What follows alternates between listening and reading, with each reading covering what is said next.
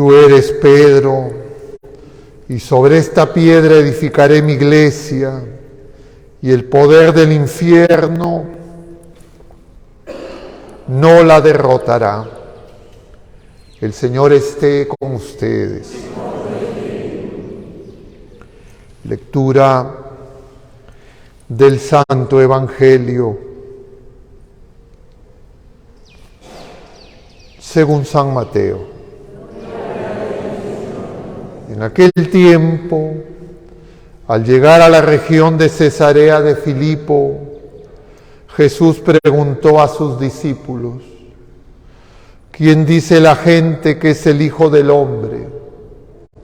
Ellos contestaron: unos que Juan Bautista, otros que Elías, otros que Jeremías o uno de los profetas.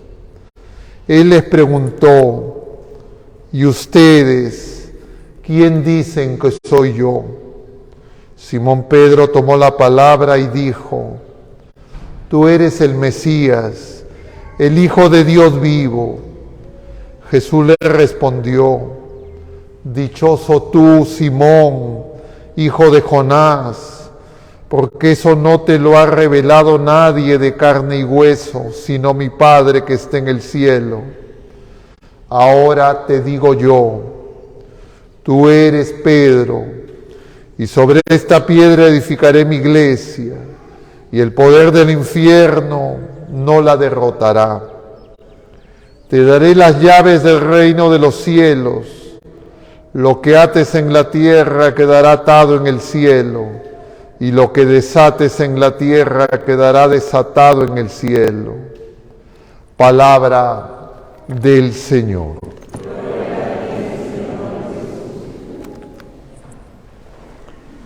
Muy queridos hermanos, en este día en que celebramos la solemnidad de los santos San Pedro y Pablo apóstoles, conviene que nos hagamos la pregunta: ¿por qué la Iglesia ha querido en una sola fecha, en un solo día, en una sola solemnidad, celebrar a estos dos santos?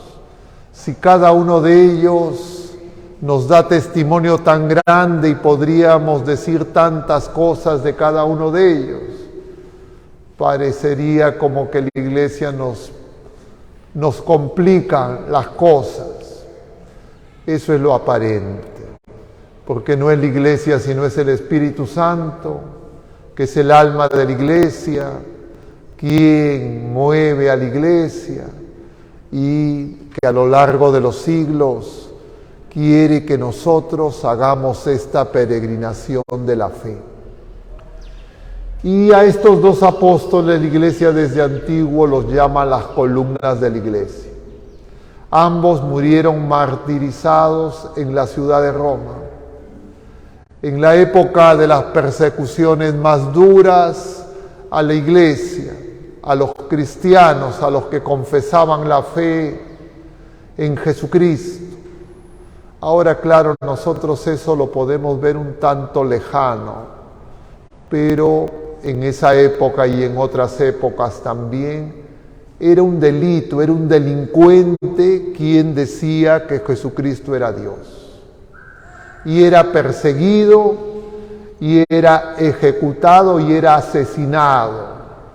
Claro, nosotros hablamos de persecución de la Iglesia, y a veces lo veíamos el domingo, que el Señor nos dice que amemos a los que nos persiguen, pero claro, nosotros por ahora, por lo menos, en esta parte del mundo, en nuestra ciudad, no tenemos esas persecuciones. Podemos venir a misa, las puertas están abiertas, podemos anunciar públicamente que Jesucristo es el Señor. Nadie nos va a apresar, nos va a acusar, nos va a matar. ¿Es así? Aparentemente también sí. Lo que Como siempre hay muchas enseñanzas, pero yo quisiera rescatar una dentro de las muchas, pero les advierto que es una que tiene muchas formas de comprender. Y es que estos dos hombres, mártires, testigos, columnas de la Iglesia, lo que nos enseña su vida es justamente la peregrinación de la fe. Pedro y Pablo tienen muchas cosas diferentes. En términos humanos diríamos son muy distintos, pero tienen en común que recibieron el don de la fe, que es el mismo don que nosotros hemos recibido desde el bautismo, pero que a veces no tenemos plena conciencia de lo que ese don significa. En estos días pasados he estado hablando con distintas personas acerca de la fe y claro, la Iglesia nos enseña mucho, pero estamos ante un misterio. Ayer me preguntaban, pero en concreto, como con manzanitas, ¿qué es la fe? Y claro, uno podría decir lo que cita la carta a los hebreos, pero claro, eso no resuelve, porque es un misterio. Es, diríamos, la primera manifestación del Espíritu Santo en los seres humanos. Es la primera piedra, como se dice, cuando se hacen edificaciones humanas, de la obra que el Espíritu Santo empieza a hacer, es decir, en la visita de Dios a cada uno de nosotros. Y a veces nosotros que hemos sido bautizados, ni siquiera recordamos cuál es el día de nuestro bautismo. Y a veces ni siquiera creemos que es algo muy importante. Para los seres humanos más importante es la fecha de su cumpleaños, la fecha de su onomástico, que no es lo mismo que el cumpleaños. Y claro, la Iglesia, como hemos visto también en el sábado pasado, celebra más que el cumpleaños el día de la partida de los santos, su día del natalicio, se dice.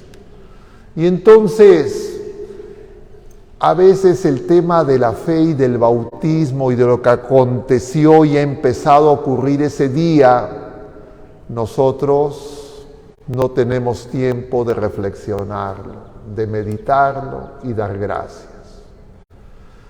Y de alguna forma, eso se manifestó de una manera distinta cuando Jesucristo empieza su vida pública y empieza a mirar y a llamar a sus primeros discípulos. En el caso de Pedro, a la orilla del lago. Y la palabra que le dirige es escueta pero profunda: tú sígueme. Y entonces podríamos encontrar una respuesta a esa pregunta tan profunda y difícil de absolver de qué es la fe. Y la fe es seguir a Jesucristo. Y Jesucristo no es algo. Jesucristo es una persona. Pero una persona como no hay ninguna otra persona. Una persona que tiene naturaleza humana y naturaleza divina, que une el cielo y la tierra, que une la fragilidad humana a la inmensidad de Dios. Y esa persona viene al encuentro de cada criatura humana y un día ha venido a nuestro encuentro y nos ha dirigido su palabra, esa misma palabra que le dijo a Pedro y a esos otros tres, su hermano Andrés y los dos Zebedeos. Pero claro, tendríamos que repasar después todo el Evangelio. En Pablo, ¿Cómo llega esa palabra? Esa palabra en Pablo llega, diríamos, con problemas de transmisión y de comprensión. Porque cuando Pablo, nacido en Tarso, de familia judía, formado como fariseo, recibe esa palabra, lo recibe en la fe del pueblo de la primera alianza, que todavía no tiene la plenitud de la revelación en Cristo Jesús, porque en tiempos de Pablo y cuando Pablo aprendía la fe, ya ese pueblo había cerrado su corazón para la plenitud de la revelación en Cristo.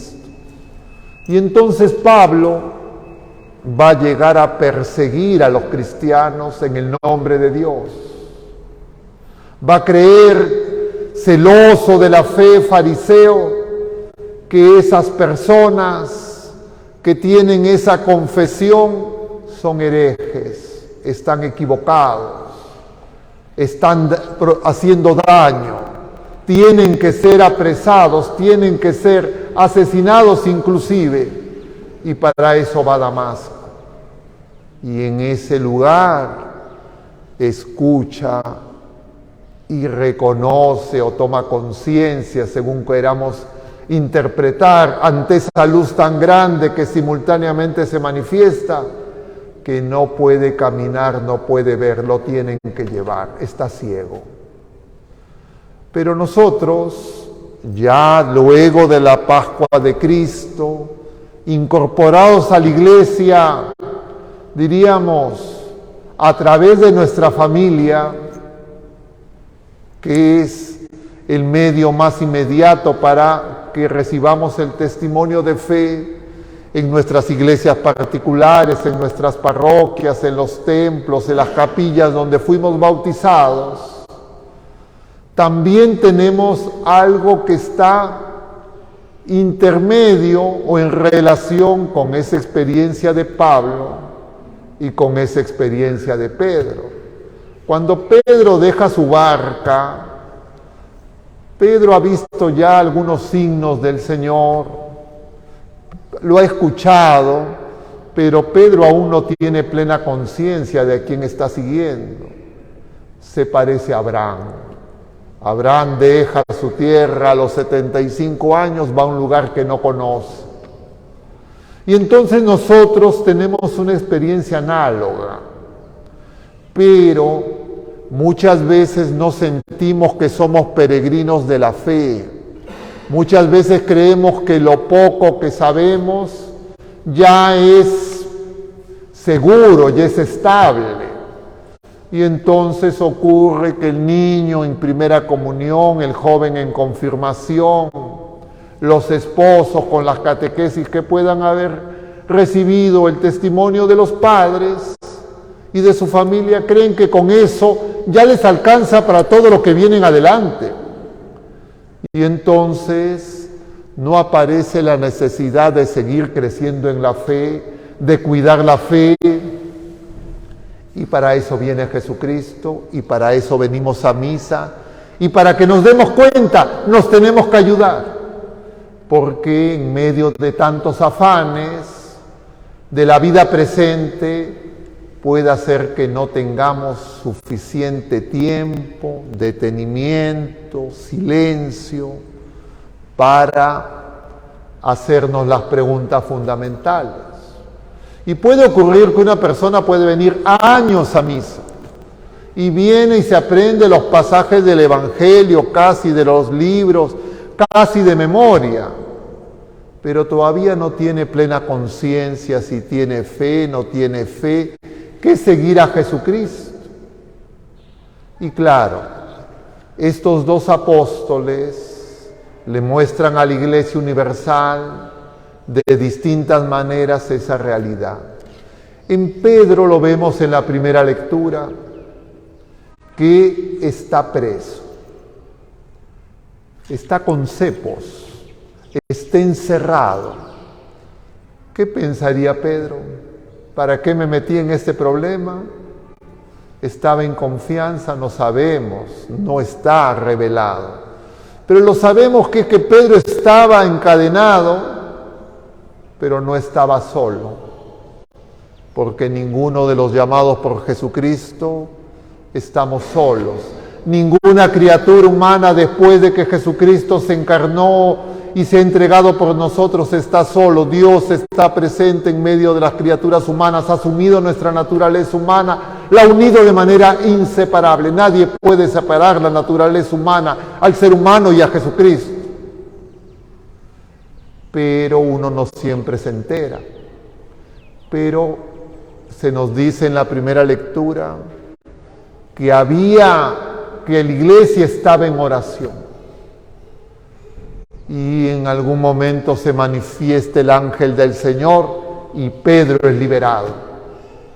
Entonces ya tenemos una primera enseñanza, no para comprender y decir, miren, esto es como una definición en términos griegos del conocimiento, entre comillas, sintético, esto es, sino que nosotros, peregrinos de la fe, miembros de la iglesia, siempre la iglesia está orando por nosotros, por cada uno de nosotros aquí presentes y por todos los seres humanos. Y nosotros también hacemos eso por todos los demás cuando venimos a celebrar con Jesucristo la Santa Misa.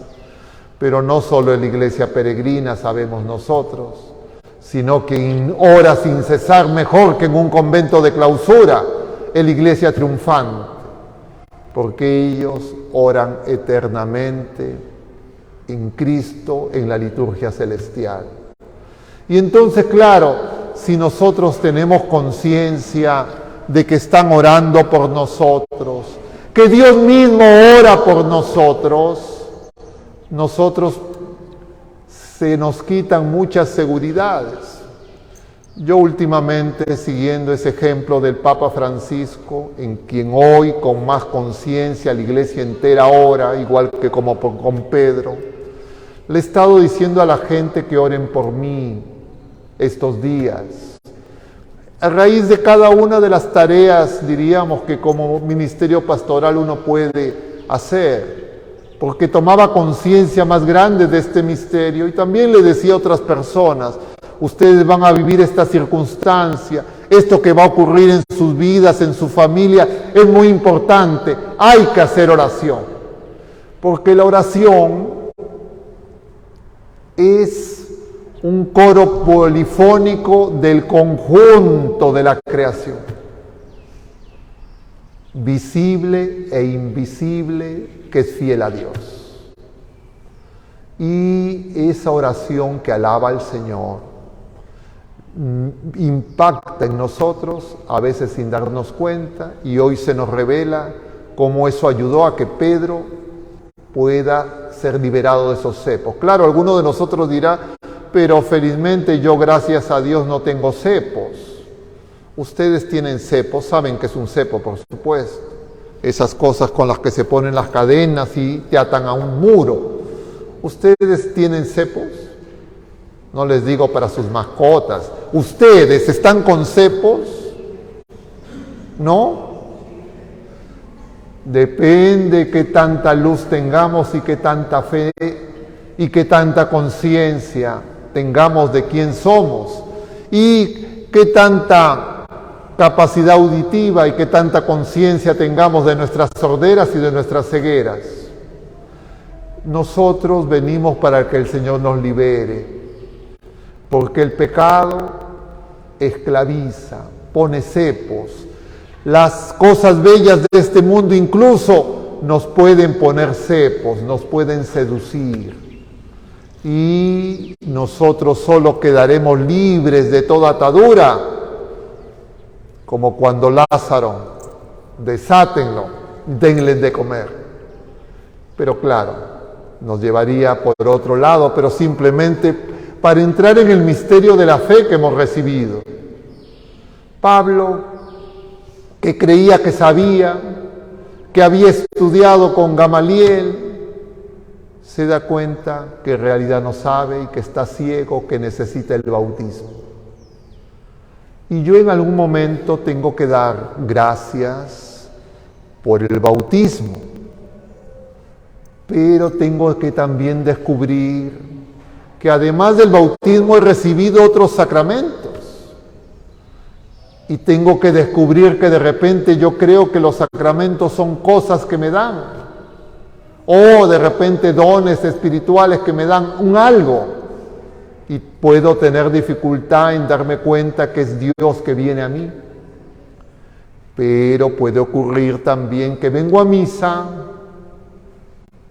rutinariamente, siguiendo costumbres, porque de repente me resulta el horario conveniente y tengo que, apurar al cura que demora mucho, pero no veo que es el Señor quien viene a mí, que me cura, me sana de esas cegueras, porque impaciente con mis afanes y creyendo como Pablo que yo sé, persigo al Señor. Y no dejo que el Señor me cure y me sane. Y por eso a veces necesito yo tener conciencia de ese estado desastroso que produce el pecado en las criaturas humanas. Y por eso es que en la peregrinación de la fe, la Iglesia nos enseña que la fe tiene que ser probada, que la fe tiene que ser purificada. Y una manera, diríamos, muy dulce de purificación y de prueba es la que el Señor viene a darnos cada vez que venimos a misa. Porque hay personas que son personas que hacen oración. Aquí en otras parroquias hay personas que hacen oración, hay grupos de oración en la iglesia. Pero yo tengo que descubrir qué le pido al Señor. ¿Qué espero del Señor? Y en algún momento tengo que descubrir que espero muchas cosas, la mayor parte de las cosas que espero son buenas, pero que no lo espero a Él, sino espero lo que Él, yo creo que necesito que me dé. Y Él quiere que yo descubra que Él quiere entregarse a mí, que sea uno con Él, para que pueda dar fruto, como veíamos en este pasaje de que tenemos que ser uno con el Señor para dar fruto, porque si no nos podan y si no nos meten al fuego, claro, uno puede creer, eso es el infierno. Mientras que peregrinamos, nosotros también somos podados para que demos más fruto, y nosotros también tenemos que ser purificados por el fuego, que es el amor de Dios. Y el amor de Dios lo que hace es que nos muestra la victoria de Cristo, que en medio de la tribulación, en medio del camino a Damasco, en medio del camino a Roma, en medio del camino a Jerusalén, o mejor, en medio del camino siguiendo al Señor, el camino de discípulo, todos nosotros, si queremos ser discípulos, vamos a ser purificados. Pero si yo centro todo en mí, no crezco en la fe, vivo sin esperanza firme y tengo simplemente esperanzas pasajeras. Y si es así, mi caridad no va a ser ese fuego que no consume, que no destruye, sino mi caridad va a ser un fuego que no es ese fuego que es abrazo, con Z y con S. Y por esa razón tengo que descubrir la peregrinación de la fe, y hoy es un buen día para que nosotros nos examinemos, nos demos cuenta de los detalles y la misericordia de Dios, haber formado su familia nueva en esos hombres sencillos con distintos fragilidades, dones y talentos, y que nosotros también formamos parte de ese pueblo. Y entonces la fe no es una mera costumbre, porque hay gente que cree que la fe es una costumbre, dice, bueno, yo no tengo la costumbre de confesarme con un cura, yo me quiero confesar directamente. Hay otros que dicen, yo no tengo la costumbre de venir a misa, yo no tengo la costumbre, no es costumbre, es Dios que viene a visitarme. Y si yo no cuido la fe, ni me doy cuenta, ni lo escucho, ni puedo experimentar la grandeza de ese amor, no porque no me ame, no porque esté lejos, sino porque yo estoy ciego, sordo, encerrado, lleno de cepos en mí mismo. Y para eso es necesaria la oración. Pero si para mí la oración es simplemente quítame esta paja, claro, puede ser que yo lo que tenga que examinarme hoy es si es que oro con la iglesia, oro con Jesucristo. Y orar con la iglesia y orar con Jesucristo es escuchar al Señor. Porque la oración es cada vez una relación más íntima con Dios en Cristo, que viene a nuestro encuentro y que se traduce en comunión. Y comunión con Dios es comunión con todos. Pero si yo creo que yo soy el único, el privilegiado, que todo es para mí, todavía estoy creyendo que yo soy el centro. Y esa mentalidad moderna y posmoderna que ha en sus ideologías antropocéntricas sacado a Dios, y que el mundo y ahora también las instituciones educativas y el sistema educativo informal difunden mañana, tarde y noche de distintos medios y en distintas formas, yo tengo que darme cuenta que mi fe está siendo perseguida.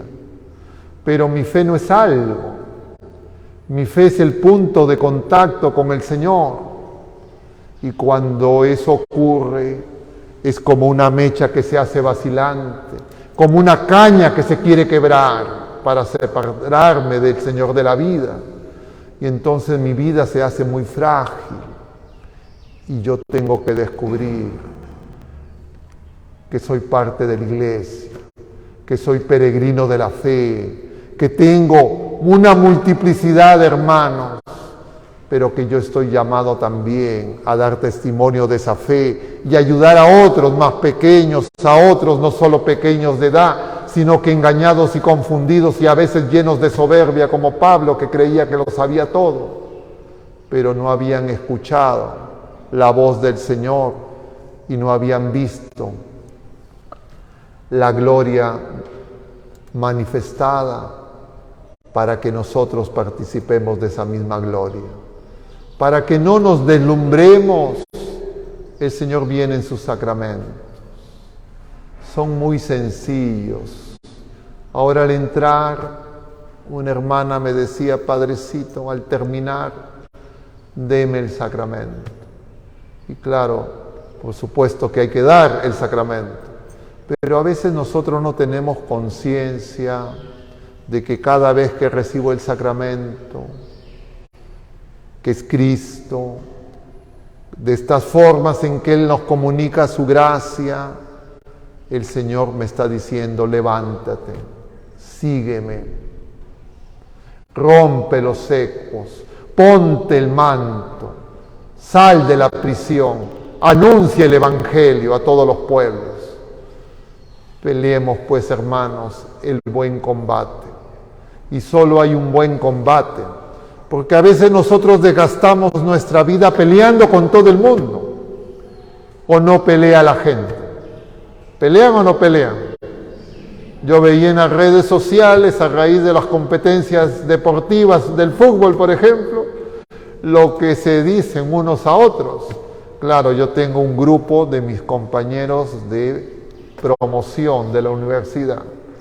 Y entonces han habido estos y ponían cosas que, claro, ustedes imaginarán, porque seguro algunos también han visto esto. Y claro, son amigos, los conozco desde jóvenes, pero cuando tocan ese tema, se ponen pico a pico sin ninguna alusión a los picos. Pero, queridos hermanos, nosotros también en la familia, también en el trabajo, también en la iglesia. Y eso es porque no sabemos cuál es el buen combate y peleamos falsos combates. Y cuando peleamos falsos combates, no estamos escogiendo bien la batalla que estamos librando. Nos cansamos, nos agotamos, nos dispersamos. No sabemos luchar. Imagínense un boxeador que no sepa cuál es el golpe que le quiere dar su oponente o cualquier otra cosa de competencia. Nosotros tenemos un oponente que no es ninguna criatura humana, sino que viene en contra de todas las criaturas humanas. Y la única manera de pelear ese buen combate es con el que es el más fuerte. Y solamente podemos pelear con él si es que lo reconocemos. Pero si creemos que no está, si creemos que estamos solos, si no nos damos cuenta quién es el que viene y qué quiere de nosotros y cómo nos quiere arrebatar el don que hemos recibido, entonces nuestra fe es algo más, es algo de poco valor. Y finalmente repetir y reiterar, la fe, la esperanza y la caridad las podemos distinguir, no las podemos separar. Si yo tengo fe y no tengo esperanza, no tengo ni fe, ni esperanza, ni caridad. Si yo digo que tengo fe y no tengo caridad, no tengo nada. Las tres están juntas. Y entonces si nosotros nos preguntamos, ¿por qué hago tonterías? ¿Por qué caigo en los engaños del pecado? ¿Por qué hago las cosas que no quiero? Es porque justamente estoy desarmado, porque he separado y no sé pelear y de repente no sabemos cuidarnos. Y entonces tenemos que venir a misa, tenemos que ir a los sacramentos, tenemos que hablar de las cosas de Dios mientras que vamos de camino, sabiendo que tenemos que pelear un buen combate, uno solo, una sola pelea, no muchas peleas. Ya te peleas con otro, ya divides. Veíamos estas cosas, pero bueno, no me quiero extender porque también los veo la cara y les estoy produciendo una somnolencia que no es un don de Dios. Pidamos pues al Señor misericordioso en este día por la Iglesia peregrina, por el Papa Francisco, por cada una de las familias Iglesia doméstica y por cada uno de nosotros, para que seamos las personas que armados de esa coraza de la gracia, vayamos a dar testimonio de fe, esperanza y caridad. Que así sea.